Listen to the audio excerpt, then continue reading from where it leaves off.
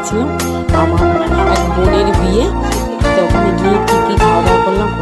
প্রথমে দিল নান, চানা মশলা, তারপরে কাটলেট, তারপরে কাসুন্দি স্যালাড, তারপরে আসলো রাইস, মাংস, খুব সুন্দর খেতে, ভালো টেস্ট হয়েছে। তারপরে রাইস মাংস খাওয়ার পরে চাটনি, পাঁপড়, মিষ্টি,